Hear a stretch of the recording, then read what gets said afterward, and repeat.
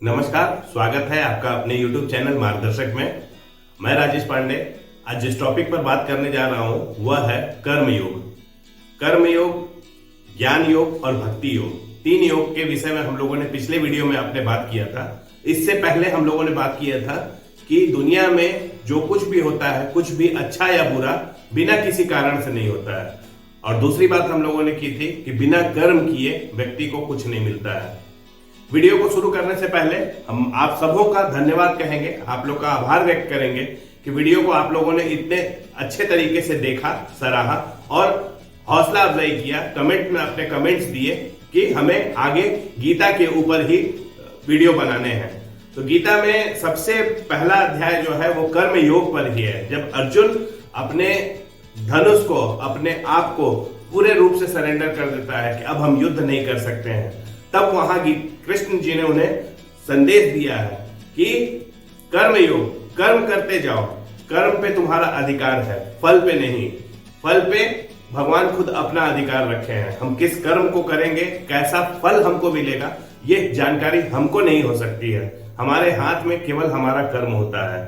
कर्म ऐसी चीज है कि न्यूटन लॉ ऑफ ग्रेविटेशन भी बोलता है कि यदि कोई वस्तु, जड़त्व का नियम कहता है कि यदि कोई वस्तु स्थिर अवस्था में हो तो वह स्थिर अवस्था में ही रहेगी जब तक उस पर कोई बाह्य बल न लगाया जाए, या कोई वस्तु गतिमान अवस्था में है, गतिशील अवस्था में है, तो वो गतिमान ही रहेगी जब तक उस पर कोई बल लगाकर उसको रोका ना जाए।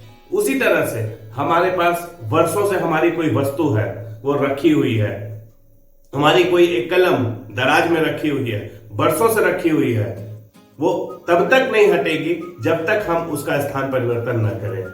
तो कर्म भी, जब तक हम कोई काम नहीं करेंगे, हम अपने आप को आगे नहीं बढ़ाएंगे, तब तक हम किसी लक्ष्य तक पहुंचने के ऊपर जा ही नहीं सकते हैं।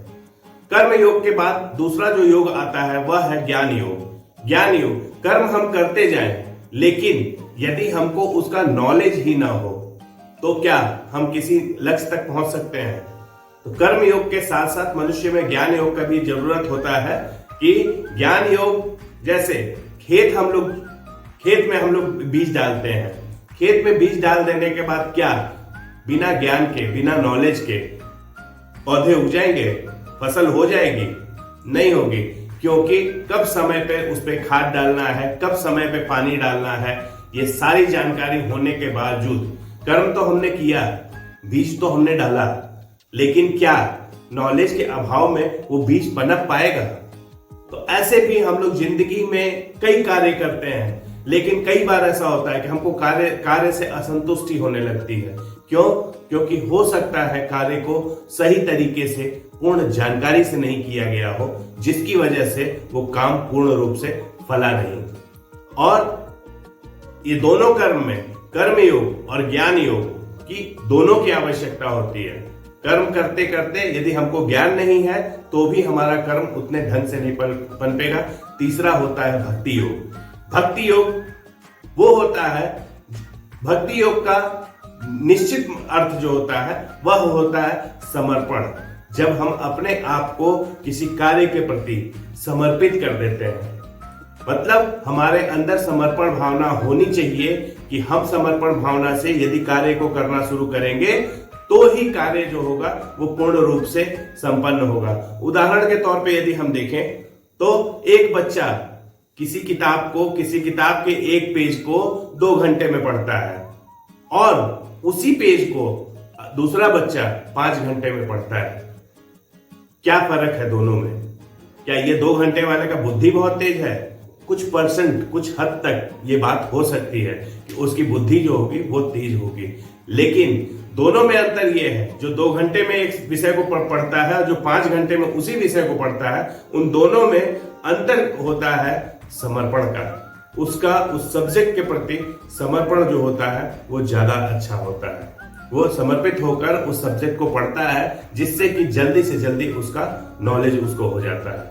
और दूसरा बच्चा वहीं उसका समर्पण, जब आप कभी इस बात पे गौर करेंगे तो जो 5 घंटे में पढ़ता है उसका समर्पण उसके प्रति कम होता है। अब यदि समर्पण भावना नहीं रहेगी तो क्या फर्क पड़ेगा? जो बच्चा 2 घंटे में चैप्टर को कंप्लीट कर रहा है और जो बच्चा 5 घंटे में चैप्टर को कंप्लीट कर रहा है, 3 घंटा हर रोज पीछे जा रहा है।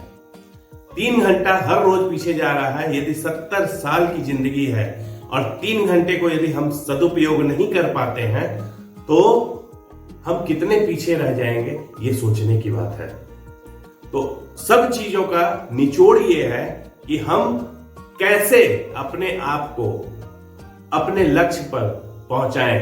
तो उसका सबसे बड़ा तीनों योग को, कर्म योग, ज्ञान योग और भक्ति योग, तीनों योग को मिला देने से जो बनता है वो होता है समय योग। और समय योग का हम जितना अच्छा सदुपयोग करें, क्यों कि समय को यदि हम उपयोग में नहीं लाते हैं तो कहीं ना कहीं उसका समय का दुरुपयोग हो जाता है। तो हमें सबसे ज्यादा जरूरत है अपने समय को सदुपयोग करने का। समय का सदुपयोग करके हम अच्छे से अच्छा निष्कर्ष, अच्छे से अच्छा रिजल्ट प्राप्त कर सकते हैं। तो आज के वीडियो में इतना ही। कल के वीडियो में हम लोग आगे समय का उपयोग किस तरह से करें इसके ऊपर बात करते हैं। धन्यवाद।